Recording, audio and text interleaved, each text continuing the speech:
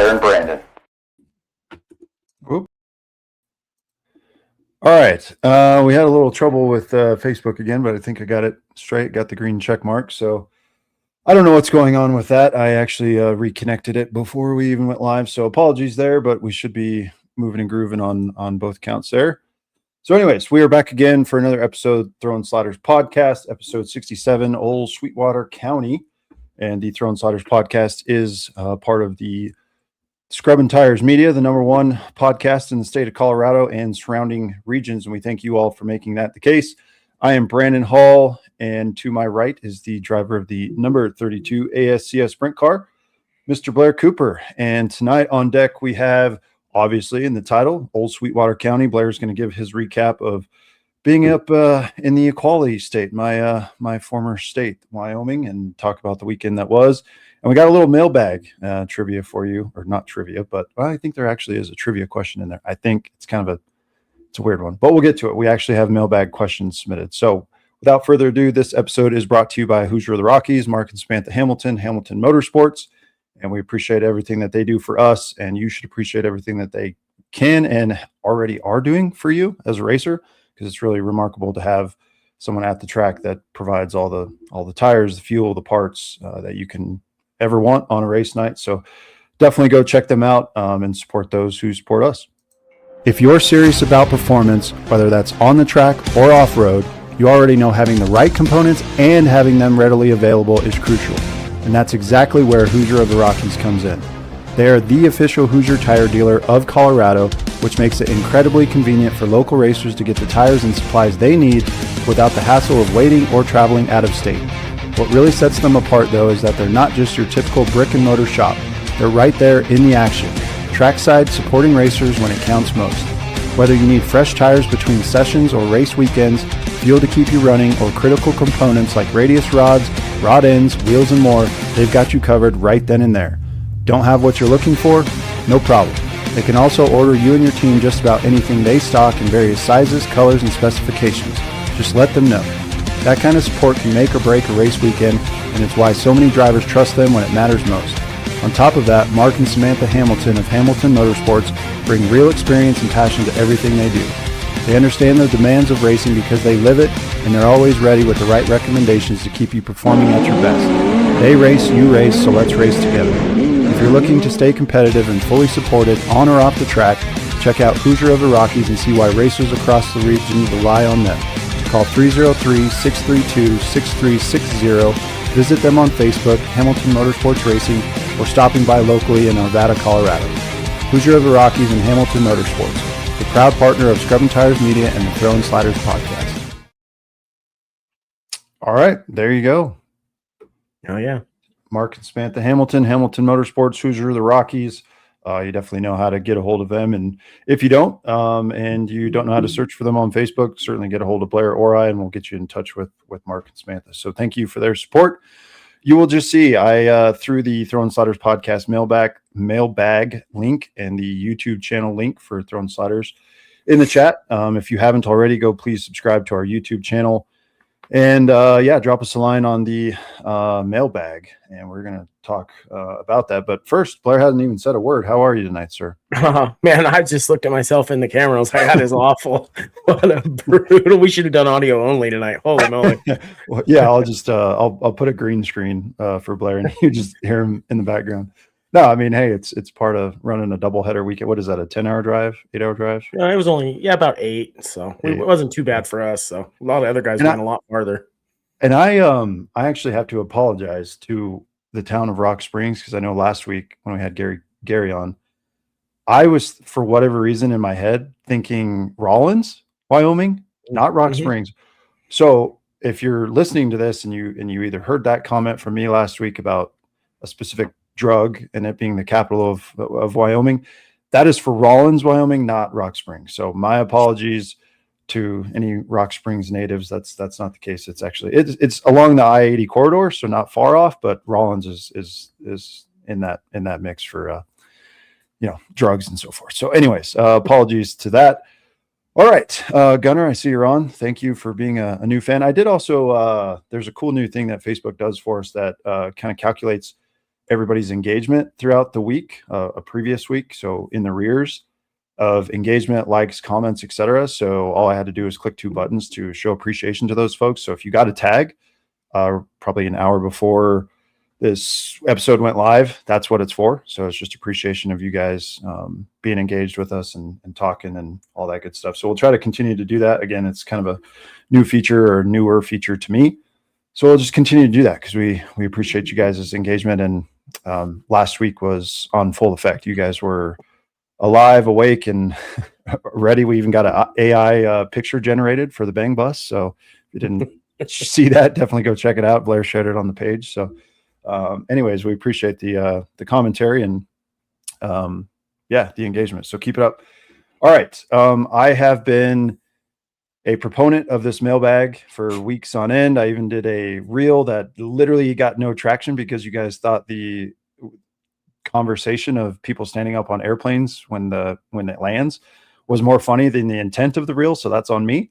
But at the end of the reel, I do say, hey, we want you to engage in the mailbag. So anyways, some of you listen, so we appreciate that. And we're going to read all of them tonight. And again, we are advocates that you go click on that whenever you want to, 24/7.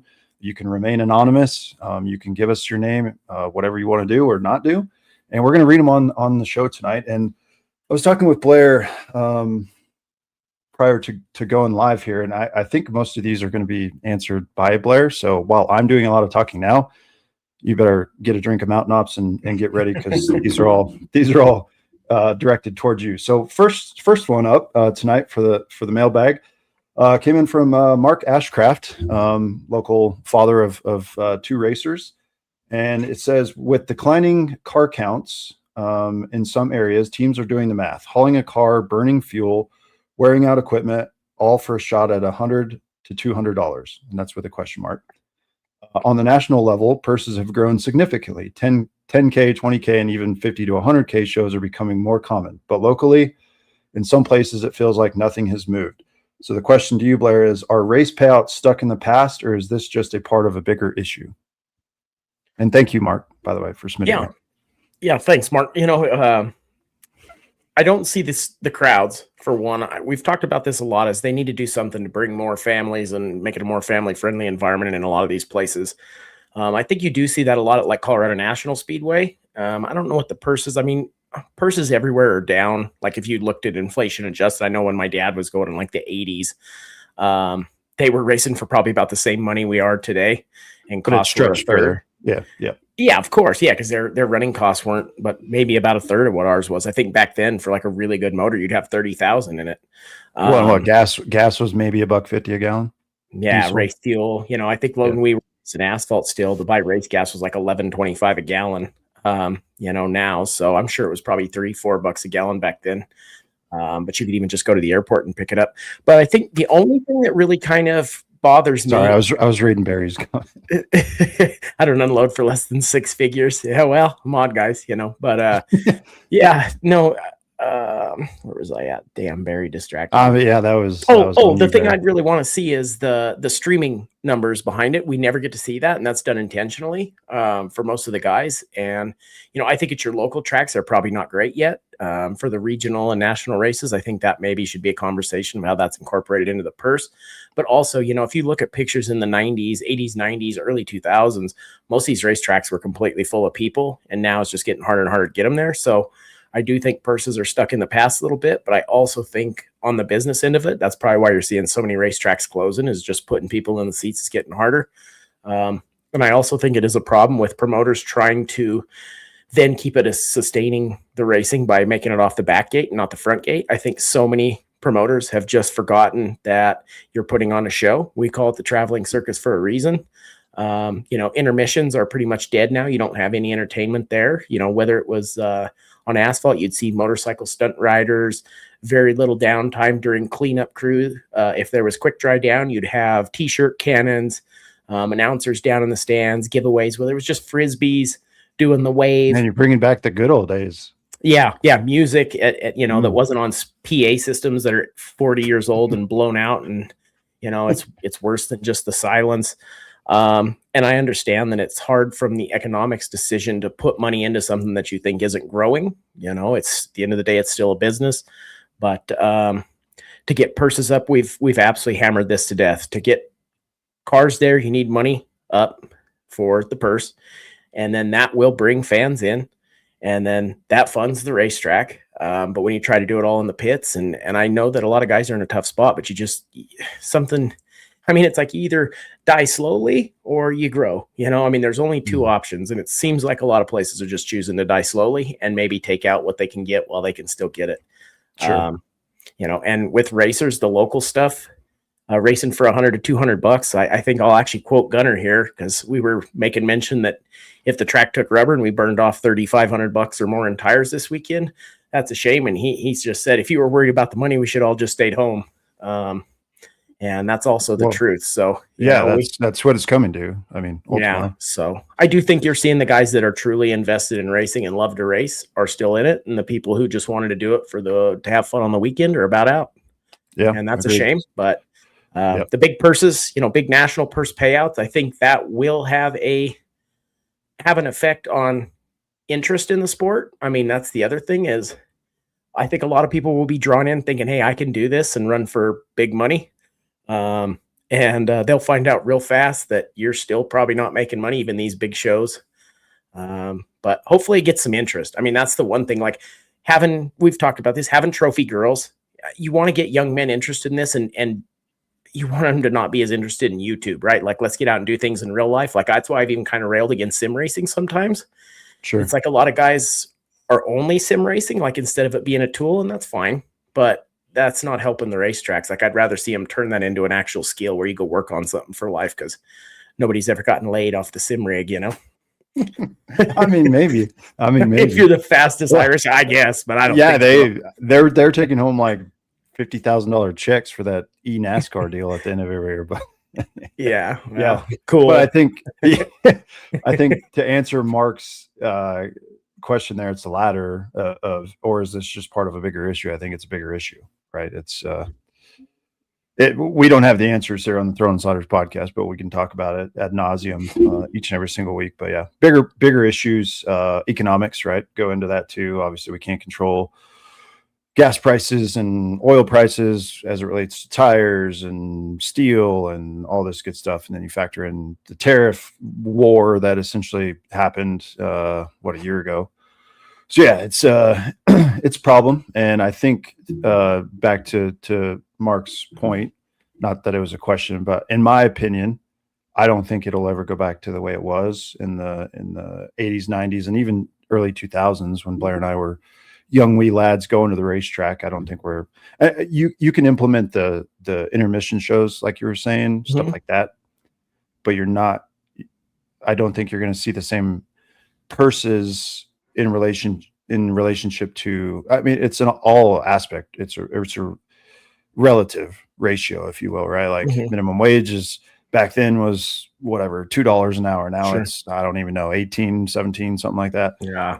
So I don't think we're ever going to get back to where we were, which is unfortunate, but that's also part of times, right? Like, you can't live in the past. What's crazy is kind of talking about these, the Southwest guys and stuff. I was actually amazed. Like, I know Gunner drove 18 hours. I'm sure Kelly Miller and those guys from Canada. I mean, what a tow. And we were racing for $1,500 both nights. Like, that's to win the show. So I actually did the math on a couple of the rigs, and I think coming from El Paso, Texas, they would have had over $1,000 in fuel just there and back at least, and that was kind of being generous with it. So, I mean, right there, that's not counting tires, crew, meals, hotels, car washes, maintenance, parts. So even if you win, you're at a net loss, net zero, not a net positive really ever.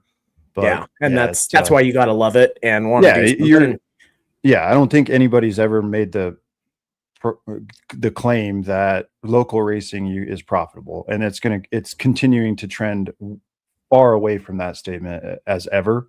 I mean, you could make it work. You might gain $100 here, $100 there, back in the 80s, 90s, early 2000s, but those days are long gone. It's all you're gonna spend money to do this sport, and that's just something you either have to agree to it's a love-hate relationship. Like you wish it could be better, but at the end of the day, if you want to continue to drive whatever you're driving, then you just know that. I mean, I'll say that, but it depends on the class, right? Too, and I don't want to get into that argument. I'm not going to go there. Sure. But depending on the class you drive, there is maybe some opportunity to gain some money. So I'll leave it at that. But thank you, Mark, for that question. It's a very good one. Very hot topic in the sport of racing as we sit here today. Next question from Anonymous. So appreciate Mr. Anonymous or Ms. Not Anonymous, whoever you are. Another one for Blair, because I have no idea. What's the biggest misconception people have about driving a sprint car? Funny anecdote before that is the best part of the fan interaction this weekend. Since we didn't get to race that main on Saturday night, we all pulled our cars behind there and did some autograph signing and stuff like that. And the fans were really cool. A lot of people had driven from Utah and stuff. So I know they were disappointed, but I probably got asked, how big are your guys' balls? At least 25 times. That was the number one question. And so that makes you feel good, because obviously they enjoyed what they did get to see, some hot laps and a little bit of heat racing and stuff like that. And it just made me laugh. I kept getting that question, and I was like, this is, so it was funny to see the fans at least appreciate a little bit of the speed, because it just doesn't do justice on TV either. But no, that one made me laugh. I was like, this is literally like the 10th time, and then it kept coming. The same question. You should have wrote on a sign, never mind. I'm not going to go there and get canceled. Back to the question. The most common misconception, I think there's probably a lot of them. I think that people think they're going to come straight out of the stands and be able to even hang with guys. You hear that a lot, and that always makes me laugh. But probably the most common misconception is that it's not physically demanding. Like, some nights are worse than others, but you throw a 25 lap green flag run and the track takes rubber, and say you're a little bit tight, you better be in somewhat decent shape, which I'm really not. But you'll also see me get out and not be able to untie my shoes if that happens. Terry had to almost, I'm like, I don't know how I'm going to help load. So probably getting in a little better shape and stuff like that. But it'll wear you out. But I think that's probably the biggest one. Yeah, I think it's a good point, because if you've ever been fortunate enough to either be in the pits or help someone with a sprint car, you guys, I mean, when you pull off the track, whether you're in good shape or not, like, it takes a toll on you. And if you guys were able to wear, smart watches, I know those are banned from, traction control and all that good stuff, but I would imagine between heart rate and calories burned and obviously the back and forth, like, you're expending a lot of, like, similar or equivalent to depending on how many laps the race was, probably a 10K at least, as it relates to fitness or running or something like that. It's definitely a marathon. So I'm glad you said that. It's a good point. It is different too, because in Kyle Larson, when they did that show not too long ago, I think you and I maybe just talked about this personally, but he said in NASCAR, like, his heart rate obviously it's an endurance race, but maybe 140, 130 to 150, and have some spikes. Which is high. Yeah, for a sustained 5 hours or whatever, of course it is. That's why you lose 10 pounds dehydration if you're not staying on top of it. But like the sprint car, he said he's up a 190 plus, and that may be for 15 minutes. Still. But it's just different. Yeah, it's physically pretty demanding if the car's tight. Now, like on Friday night, my car was so free. I was just sliding around. We missed. I thought it was going to take rubber. We missed, and I was basically, I could have driven the car with two fingers, just on each side, thumbs and index, just trying to skate it around there. But that's probably the biggest one. Is if you get tight with the wing on, especially, that thing will wear you out, and people just think you're going in circles, and it's just like driving your Toyota Corolla, on the highway, and it's not. Yeah, no, that's a good point. And my head didn't go there, so I'm glad you pointed that out. All right, appreciate Anonymous for submitting that mailbag question. Next one, again from Anonymous. Can you tell within the first lap if your car is capable of winning, and what are you feeling that tells you? Yeah. Yes, you generally know if you're going to be in the ballpark. Now, racetrack can change drastically, and so I think that's the one interesting thing about dirt. Like on asphalt, we always worried about tire wear as an extended run would go long, not necessarily like in a legend car or anything, but definitely with the super late models and stuff, those guys, you get into 125 lapper on a short track, that definitely it's becomes hard. an issue. Yeah. Yeah. And you'll see like late race cautions. If a guy has a bleeder stuck or, they're losing air pressure, they can sink like a rock. I've seen guys lose 10 spots in 4 laps that literally led 116, 118 laps. Yeah. And then they go to fire and restart and it's trash. Yeah. And on the asphalt side of things, speaking from experience and watching, if you have a big main event, a long main event, and you're like, wherever you qualify, it doesn't matter. But if you're like letting guys and girls pass you, saying, all right, like I'll see you at the end because I'm going to conserve my tire a little bit, I'm going to manage it. To this anonymous person's question, you may be in conservative mode to start the race and managing your stuff and taking care of it. So you might not know like, hey, I have a winning car here. I have a car capable of getting a podium or whatever, because you're purposely holding back. So it's kind of a catch-22. It depends on the situation, but typically on dirt, I would say there is, and maybe Blair, you can attest to this, there is a little bit of management to an extent, but the main events are so much shorter than an asphalt race. So there's not really any time to conserve, right? Like you're all go from the get go. Like there's no holding back. You got to go. So I think asphalt, to answer this question, it depends mainly on how long the main event is or the race is that you're running. But on dirt, I think you'd have to know right away. Yeah, that's really, I can actually generally tell how good my car is when we just go to clear the motor. Like if it's, how tight I'm going to be, or if like, oh man, the track really slicked off big time from the time we set the car up to the time we rolled out, I can go out there and start working brakes and getting things up to temp. And, like Friday night, I knew right away, I was like, oh, I'm already trunking the wing and we haven't even thrown the green. I was like, dang, this is going to be a long night.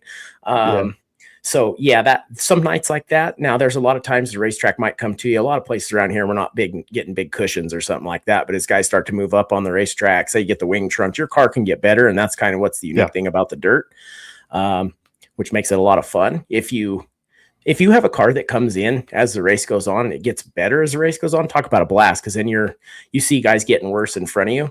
You just closer in front of you because they're coming to you. Yeah, you start doing that gain, and that's probably the best thing. I got to watch Caleb Size do that in front of us. They got sent to the back, and he found his own line, and I actually just tried to follow and hope that a few guys would be up there and take rubber, and he just left. But he made his own line and cut through, and I think he got back to like 4th place from the back or something. So, it was like, as a driver, I have nights like that. I'm like, oh, that's pretty cool. He's tight enough that he can just rail that thing on the rim.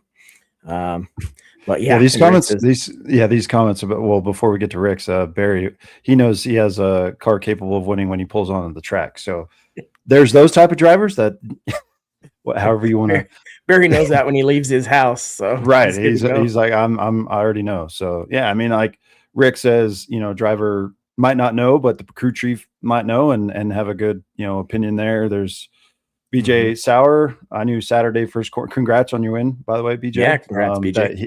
That he was going to be tough to beat. So yeah, I think all cockiness aside from Mr. Barry, I think it's dependent on a lot of things, but I think more so you're going to know in dirt quicker than you're going to know in asphalt, to answer Anonymous's question here. So great questions, by the way. So keep them coming. Yeah, congrats, BJ. Good job.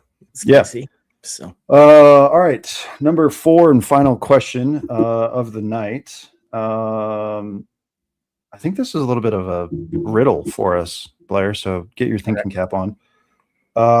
This one came from Sprint Cars Are Better Than Mods. Of course. Whoever that is. Barry, I know this wasn't submitted by you. If sprint cars are fighter jets, what are modifieds? So I think this is it literally just says that. There's no riddle or rhyme or answer to this. So I think it's up to the eyes of the beholder. Or I call it tugboat.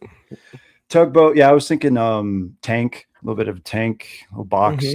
Yeah. I'm just here for the entertainment between the open wheel guys and the modified guys, because it's really entertaining. So I'm not partial. I mean, I am partial one way, but I keep my comments to myself because I just like the entertainment. So Betty Boo's had on her dancing shoes. That's a good analogy, BJ. But yeah, I think Betty Boo's. There you go.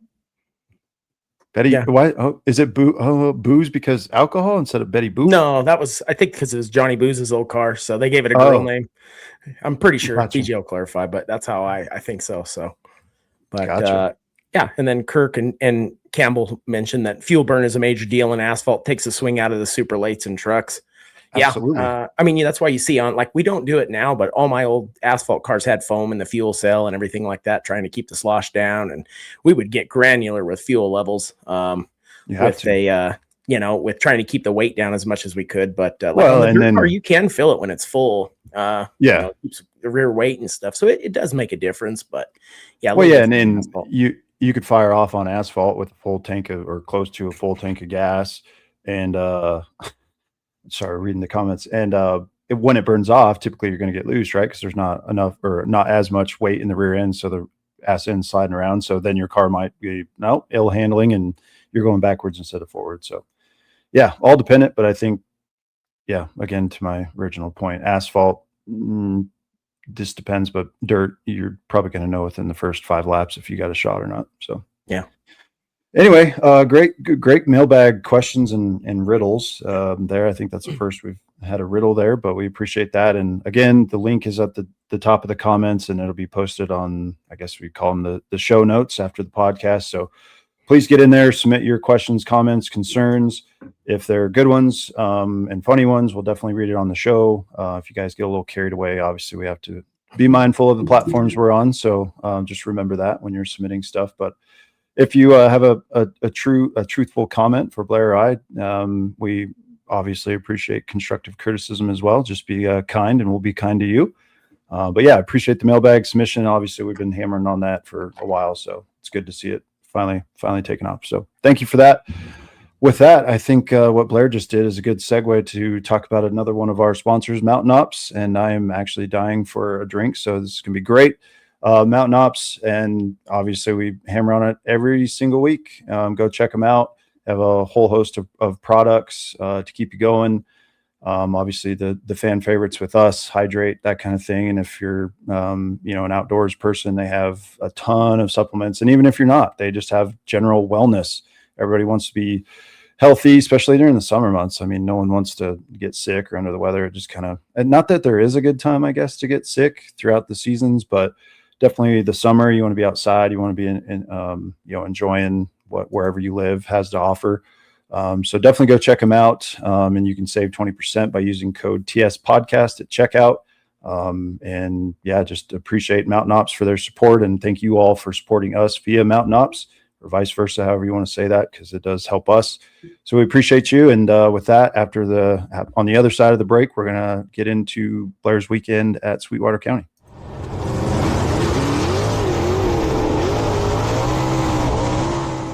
Whether you're chasing checkered flags, chasing elk in the mountains, casting a line, or crushing early morning workouts in the gym, there's one name every high performer should know: Mountain Ops. This team fuels athletes, hunters, racers, and weekend warriors with the cleanest, hardest hitting supplements on the market. Let's be honest, this sport isn't for the soft. Late nights in the garage, long drives to the track, and hot evenings in the pits and in the car. We are built different. That's why we run on Mountain Ops. Their supplements hit hard, feel clean, and don't have all that junk you can't pronounce. From early mornings to late nights on race day, this is the stuff that keeps the crew moving and ready for the next lap. Want in? Head to mtnops.com, enter code TS podcast at checkout, and get 20% off your order. That's right, enter code TSPODCAST at checkout for 20% off your order. You don't just want to show up, you want to win. Fuel like you mean it. Winners use Mountain Ops. Proud supporting partner of the Throwin Sliders podcast. Thank you, Mountain Ops, for everything you guys do for us, and for having awesome products that we continue to use. Speaking of the Outlaw cart there in that clip, it got a little action this past weekend. Yeah. Really? You rolled it out of the garage and washed it, or what? Close. We had to rearrange our garage situation with all the wagons and strollers, because you got to have a shit stroller, and then you got to have a good stroller, and then you got to have a wagon, then you got to have an airport travel stroller that you don't care about getting banged up. So it's like half the garage is strollers now, and people with youngsters can attest to this. So I rearranged the Outlaw cart in the spare wing, so we'd have more room, and was just more logistically better for when the Tahoe pulls in and the rear door opens up. And my wife and a buddy found out that the tail tank bumper are pretty hard and stiff when they're walking by the Tahoe. So they banged their shin on that a couple times, and I got politely voluntold to either move the car, get rid of the car, or do something. So I removed the tail tank and the bumper, and yeah, so it's just sitting there now. But yeah, it got a little action. It was nice to put it in the living room. Yeah, just right on the stand. It'll be fine. Yeah, that's it's funny you mentioned that. Back in 2019, I can't even remember what the heck we were doing, but we had the if you could see it, the body's hanging on the wall over there, but the offset cart, we actually had to take it in the house for some reason, and it was in the living room. I can't remember what we were doing, but that was fun. And then we had the fresh burst tires on it, so it just stunk like brand new rubber, and yeah, it was great. Yeah. I loved it. Good. A little aphrodisiac. Yeah. Well, okay. Let's not get. No, 9 months later, child was born. Yeah, right. Yeah, love was in the air via tire smell. Yeah, you're right. You're right. Anyways, now that Blair's told one of his dark secrets, talk about your weekend. So obviously, we know you mentioned Saturday was a bit of a chaotic, but yeah, it's funny. I mean, as far as the racing goes on Friday night, we kind of just talk on here about what we learn and stuff when you have different kind of nights in different places. And I think for me, it was kind of a fun realization that I started in 9th, I think, and knew right away the car was super free and the track wasn't going to rubber up. So I was pretty much just going to have to deal with what I had. But I think once you get further into the season, and maybe now that I'm getting a little bit just more races under my belt, sometimes you just kind of accept what you have and try to just make the best of it. So I started experimenting, trying to learn things. I'm like, we're not going to the front. There was just no chance. The car was basically stuck where we were at. But I thought, well, I'm going to try to learn something here and do some different things, and ended up having a blast. I mean, as much as you can being in 10th place, running with Shad Peterson, to where I thought, I'm going to try to, like I said, I saw Size go by on the top on a restart, just sailed past us. Moving his way back to the front. And so I kind of settled in. I'm like, well, it looked like he stuck pretty good there. So I'm going to try to move up and just see if we can run something in and maybe pick up a couple spots. And so Shad was on the bottom and he was pretty much stuck there. I'm like, well, I get in the middle. I can't go around him. So let's just see if we can bang out 10, 12 laps up here and see if something comes in or the car gets better. And talk about have a good time, to where you race somebody as hard as you can, kind of to no avail, but just door to door, side to side, the entire night for really no reason, and making it probably closer than you should in some instances. But seeing how the car actually changed, thinking about what we had done to it, what worked, what didn't, what felt good. And I actually had a lot of fun just running up there. I was like, I'm not going to get discouraged about it. Went up there and it finally got a little more grip. And I got to the point where we had laid enough rubber down on the top on entry that I could race absolutely as hard as I possibly could to the middle of the corner. And then the thing would just, I'd drive over the top of him and try to squeeze the nose down and hold him down. And when you come off there, then the car would just lose all grip and I'd have to back out of it or just keep it, just really smooth on the throttle. And some nights like that, they just ended up being fun. And it was like, okay, now we get to come back and do it tomorrow. So I think getting a little bit older and a little more patience, you're just like, okay, well, Gunner, we'll talk about that. But, just making the best of sometimes the situation you have. And it's like, instead of getting frustrated and stuff like I kind of was earlier in the year when we'd struggle, it was like, okay, not a big problem. The car's not terrible. A little bit here or there. We'll be fine. If this happens again, put that in the notebook and go from there. And then just thinking about, what we're going to do if we see this again. So you start to build that notebook and just learn a lot, and it makes it a lot more fun. So I think that part of me has gotten me a little better attitude this year as we go on.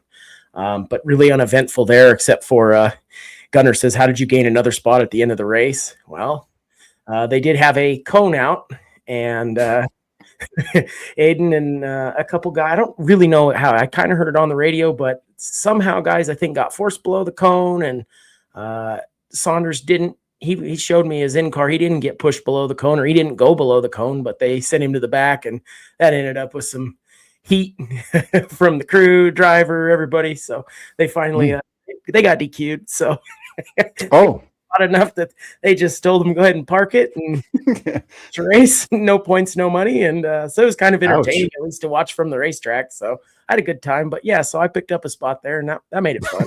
But, Hey, yeah, I was kind of cheering it on in the car. I was like, I hope this keeps going. We'll run out of fuel if we keep going under yellow. So I made it a good time. Hold on a minute. They started raising a fuss in the pits before you guys got back going green? No, well, most of the time, like at Sweetwater, the teams actually just pull into the middle because that's where you can do your hot pit. And yeah, unsportsmanlike conduct. He says this is not the NFL, but yeah, so the teams get to pit in the middle. Well, and I didn't really get to see all this going on. I just started seeing middle fingers and stuff like that. So these kids are out there, and after that choose cone, he's like, I'm not giving up my spot, which I would have probably been in the same boat. You know, you got a good car and you're up there, or at least a decent car. But anyway, the rule is too, you're supposed to get docked 2 spots, and they probably were going to restart it, but they put them to the back. And so here comes chaos, you know, and these guys, I wouldn't have wanted to go to the back either, but sure, they got put to the back and all hell broke loose. So yeah, Gunner got himself in a little bit of heat there, and you know, maybe rightfully so or whatever, but yeah, it was funny to see from in the car. So that was a good time. Can you, I know typically with other sanctioning bodies, if Aiden was to share his in-car GoPro footage with sorry, I'm getting my battery container manufacturer and work mixed in here with the podcast, ASCS, if he shared that with them, I mean, obviously what's done is done, the dust is settled. Well, I think maybe they would have had a protestable event there until obviously, like you protestable said, yeah, I think, I don't know. I'm just giving a shit. School of Learned Children. It's a noun. Pueblo, it's fine. But yeah, well, I think it is. But anyway, yeah, I think that there wasn't going to be a chance after they got their, you know, their ruling on the unsportsmanlike conduct, which is so funny. So maybe if he would have done what they said and then showed the footage, they could have maybe got money. They're not going to give us position, but because they took matters into their own hands, that is null and void. Yeah, which is awesome to me. It's like you said, well, okay, so you know, it's not. They're not racing for points there, so it just made me laugh. I'm sure it pissed other people off. Everybody was mad. I'm sure, you know, I would have been Drew, Gunner, Aiden, all their guys, and I mean, come on, like if the rule is 2 spots and they said tail end of the field, like yeah, and they admitted how many cars were there? 13. 13. So yeah, that's a big delta, right? I mean, unless you're in 10th. He still came by and passed me, so he would have been all right. But yeah, no, I'm just saying, like if you were in 10th, it wouldn't be that big of a deal. Like 2 spots, you're going to 12. And I think he was in 13th? Like 4th or 5th or yeah. That's that then the delta makes a difference, right? And on a track that's less than favorable conditions, like you were saying, that's a big deal. So that's I enjoyed it. Unsportsmanlike conduct. That's great. That's a first. Yeah. Yeah, I think if that were to happen, I think your father-in-law Tom might be the first to get the flag. Let's talk about that. If your crew, if I'm there, it's Tara.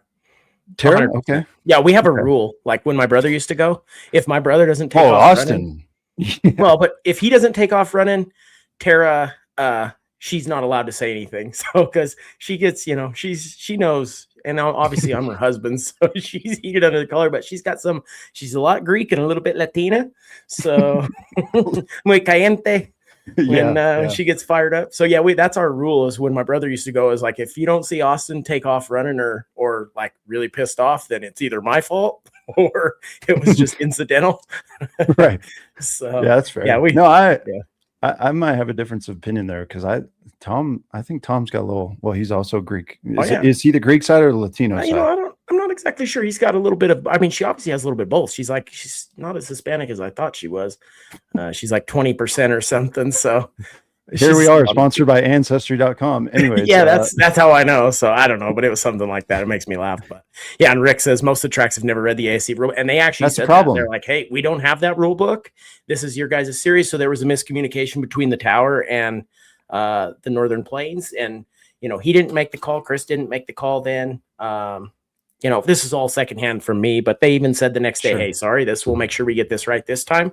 And so, you know, it's your guys' rules, and they missed it. So at least they did admit that. Was there another unsportsmanlike conduct via keyboard then when they posted that? No, I don't think so. I think everybody, I think it was all good after that. So, you know, they're guys on the road. But Yeah. Well, that's interesting. I had to think about who, and if everybody listening is thinking to themselves, who in my pit would be the first to get an unsportsmanlike conduct penalty. I don't know. You're a little bit more. I- You're a little bit more I- animated than I am, I think. Oh, 100%. You can ask Yeah. my wife. If I get to that level, like it's going to take a while for me to calm down. But to be honest, in the handful of years that I've been helping you, I haven't gotten the opportunity, I guess, going back to whatever it was, 3, 4, 5 weeks ago about the track watering and staging. Mm-hmm. Tara can attest. I was getting a little, and obviously I got on a soapbox that Monday after the podcast. So, but I wasn't like throwing fists or, calling everybody, exchanging Christmas card addresses or anything like that. But I was getting close. Anyways. Yeah. So, so that was Friday. Take us through Saturday. I was so excited. I was like, oh, we're going to have a good car tonight. I was on the phone with Lowry. I think we talked to each other about 10 times and dial a crew chief over the phone. And obviously that heat race, we went out there and we talked about it a little bit and kind of conditions. And man, talk about just a light switch. Like I will always say, a good race car is easy to drive. And I had a really good race car early. Knew when we came into turn one that it was mine to screw up. And just started actually thinking about the main by the time we got in and watched the track change a little bit and the car adapted and I moved my lines around and, we posted that video. It just felt so good. I'm like, if it felt like this all the time, it'd be hard. You'd be hard to beat. And I don't think that's any of the guys that are decent race car drivers. It's just so dependent on how the car feels. And then I feel like taking advantage. I feel like that's getting more routine, right? Like where you're like, hey, the car's. That's our biggest struggle is consistency. Well, yeah, but I think it's the more I race, you're getting more consistent at having a good car. Well, and we got a lot of the problems worked out, and it was funny. Jeff Hefner actually helped me out a little bit too. When I heard we fired the car and it sounded a little sick because I actually had a water line come loose the first night and sprayed a bunch of water out. So we put that back in, filled the car back up, but the butterflies ended up being off. And Jeff said, hey, that motor, I knew it didn't sound right even with my helmet on, so I pulled it in real quick and just shut it off. After we refired with the water and put water in it or antifreeze and water wetter, wink, wink. No, don't use water wetter. I'm kidding. No, it's bad. I've learned that it's bad. In fact, that's another Lowry thing. He's like, we used to on all our late model stuff, but I know. Yeah, it's corrosive. But anyway, so the motor sounded a little sick. Jeff came over while I was still in the car and touched the pipes and said, hey, I think you got a bank that's out. So of course I jump on the phone with Lowry and start picking his brain. And it seems like the butterflies may be off just a hair. So if anybody wondered why I wasn't idling around on the racetrack when we were putting engine heat in, I had to hold the thing at like 2,600 RPM, just cruising around while everybody's idling around at 1,500. Dad, why is that 32 car going so fast? Yeah, under yellow. So yeah. I just had to keep the candles lit a little bit, put some heat in it. And but when we went to stand on it, it was, we were listening for some popping, backfiring, banging, and none of that. So the car was running great. But then just went out for that heat and was able to just lay on that thing and it worked fine. So we'll get that fixed up. But a mechanically well put together car. Also, I haven't had to worry about some of the issues we were having with the brakes are working fine, really good. The wing, all that stuff, just no binding, nothing like that. Just makes you be able to focus on exactly what's in front of you. And I know we'd had a conversation a couple weeks ago. I was with Shelby Cortez was in our pit and we were talking about whether you like to lead a race or be like in second place or, where guys, like a lot of people don't like to lead. I don't know about that as far as the sprint car goes, because I would just rather be out front and clean air and never have to worry about it. But obviously that's easier said than done. But good race cars, easy to drive. Yeah. And so you picked up the heat race win. Yeah. And then let's not overshadow that. Oh yeah. Well, no, I mean, it is funny because it does mean something when you got a lot of heavy hitters around. We're a little tiny team 100%. Compared to a lot of these guys. And, we have pretty good equipment, but it does feel good anytime you win anything or fast. At least I just want to be in the ballpark and be able to compete with the guys. So yeah. And big shout out to Rick for always picking up the phone. I just probably drive him nuts, but he always picks up and always helps me. So it's greatly appreciated. If he didn't love it, he wouldn't pick up. So, well, and talk about funny dialing in a car over the phone. And, it just is amazing. And even that we can get it like that. And he's starting to learn what I like and how the car should feel. And so it's really helpful. And man, what a lot of fun. Yeah, no But doubt. Yeah. yeah, by the time, so second heat race was in staging. I was actually going to go watch it. And of course, Wyoming, holy moly, I love that state. But that's the only thing that would keep me from living there is just getting your hair blown back every day and 50 Yeah, mile an hour but winds. then you don't have state taxes. You don't have all these I know. Californians coming in, man. That's what keeps them away. That's Yeah. literally the wind and the cold for 9 months out of the year. Yeah. But So anyway. no, I do love that state, and driving through it's the best. And like I-80, or when you go up to South Dakota, it's just like, man, I haven't seen people for 3 hours. This is so cool. It's great. No concrete jungles anywhere. It's perfect. No. But as it relates to cars with wings on them, might be not the most applicable state for that. So yeah. So they left it up to us, and I mean that track's in a hole, but they made the right decision. You know, if it was any other car, I know the other classes basically got to race, but yeah, so kind of uneventful there. It was pretty sad we didn't actually get to run a feature. I felt like we were going to be in the ballpark, and you know, so just chalk that up. It was a good weekend. That's a lot of driving, you know, 16 hours of driving for one feature, but we didn't hurt anything, so that's a good time. And always getting to hang out with the guys. Got to talk to Gossels a lot, Gunner and the boys. You know, they're just a bunch of kids on the road, so makes me feel old. And he kept trying to get me to go to this restaurant. And if anybody's been there, I actually got to find this out because I don't know if they were just bullshitting me the entire weekend or not. But I got Google fired up. What do we got? I think he called it the Mustang Ranch. He's probably in the comments. Is something bad going to pop up on my computer? No, I don't know. That's what I asked. I kept asking if it was going to be a place where guys were in banana hammocks and, you know, lays. There's a Wild Mustang restaurant in Rock Springs. Is that what it is? That must be it. Yeah. So no, that's legit. Okay. It's a 3.5 out of 5-star review. Okay. Yeah. Yeah. Wild Mustang. Okay. There it is. Yeah. Yeah. I figured it was like an all boys club or something. You know what I mean? I'm going to walk in there with my wife and father-in-law and just be grossly disappointed. No. It's looks like a little buffet style. Okay. Yeah, they swore by it, but I was like, I'm not going. Well, we've all had those stories where a buddy's like, yeah, you gotta go check this out, and then you show up and you're like, are you serious? So anyway. Yeah. Yep. Well, that sucks. The wind got the best sprint cars on Saturday. I was obviously texting you and your wife, and that's what she had said.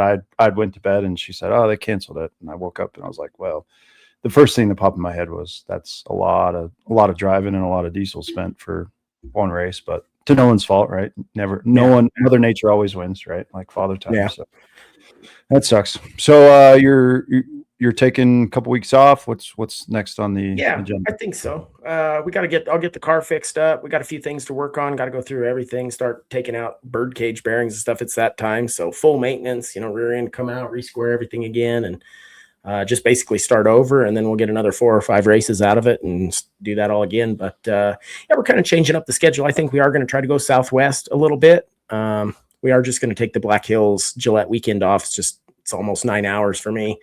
Got to get caught up on stuff, but yeah, so good luck to all those guys. And it's a non-points race for Western Plains, so I don't know where we're at, but you know, should be right in the mix of it. Yeah, somewhere in there. But you know what I also kind of thought is funny about Wyoming too, because Colorado's the same problem when we get up in elevation, is how much more angle you have to put in the wing for that thing to really work. Less area. It's just like that super thin air. I was surprised how high Rock Springs is. I think they had like an air or a density air of like over 9,000 feet too. And it's just funny, like if you compare that to going to a place like Dodge City or somewhere with, you know, pretty good air, just it's super thin. You got to put some yak in those babies and get them a little deeper. Yeah. Yeah, that's also another thing. There's not a lot of air there, so you can drink a lot anyway. But you don't have to if you're that high. Yeah, I guess so. Anyway, yeah, and we got to get you your 4-wheeler, so that'll be. Oh yeah, yeah. And shout out to Brett Peel too. He's been letting me borrow his for like 2 months. So yeah, I'll take the blame on that. I should have been smarter to know that. I should have got that in before the snow came in Crested Butte last year, so that's on me, but it's ready to go. So right on. Yeah, Gunner was trying to sell me a golf cart all weekend, so I got their little tote goat. I was like, dude, it won't even fit in here. So I did have the conversations about a Polaris Razor, but father-in-law did say that it was available if you want it, but told him space constraints. So we got to work on Go ahead. Danny, I think we might come up. There's sprint cars going on. I don't actually know what the total thing was, but it's the race for 1 million sprint cars on asphalt. So at Colorado National Speedway, the 3rd and 4th of July. So I think we are going to try to go up and watch at least one day of that. So maybe we'll come and ride around in the push truck or something with you. There you go. That'd be a good story for the podcast that following, what is that, the 7th, 6th? Yeah, it'd be good. Meanwhile, I'll be doing work for Blair while he's watching sprint cars on asphalt. No problem. I got you. Fine. I got you, buddy. I appreciate it. No, it's all good. I'm looking forward to getting out there and doing some fishing and all the good stuff. So anyway, I think that's all but a wrap of everything we had for you tonight. Obviously, we're working on trying to get guests, so keep your eyes peeled to our Facebook page, and you'll find out when we can get some guests back on the show, back in the schedule, I should say. And yeah, we appreciate everybody tuning in each and every single week. Again, for those 4 folks that, or however many it was that submitted mailbag questions, comments, we appreciate you really, really trying to drive that. So please get on that. It's free, it's easy, and yeah, do your thing. And as I mentioned, YouTube, please go subscribe to that. Helps us out. All the views, all the clicks, everything, and just appreciate everybody's efforts every single week. We've done one non-live show due to my travel a couple weeks back, and it's just not the same when Blair and I are just chatting here and we don't get to see all the comments and engagement running in. So we truly appreciate that, and it makes each and every single week of the podcast that much better. So thank you all. And for everybody, is there any racing going on this weekend? I haven't looked at any schedules locally. Dude, you know me. I think I had like 2 20-hour days, a 16-hour day, and then today we're on 14 already. So I'm yeah, I haven't seen any posts anyway, but I'm sure there is. It's only sure Monday, there is. so. Yeah. Yeah. So I was gonna say, if you're racing this weekend, good luck, except for Barry. Yeah. So keep it rubber side down. Don't give us the opportunity to talk about you in a negative light because you did something stupid, because we will, for sure. So yeah. Anyway, keep it rubber side down. Thank you guys for everything you do, and we'll be back again next Monday, 7:30 p.m. Mountain, with more content. So until next time, keep throwing those sliders. This was another production of Scrubbin' Tires Media. The Throwin' Sliders podcast is hosted by Blair Cooper and Brandon Hall. Video and audio was created by Bryce Holcomb. Please like, share, and leave a 5-star review.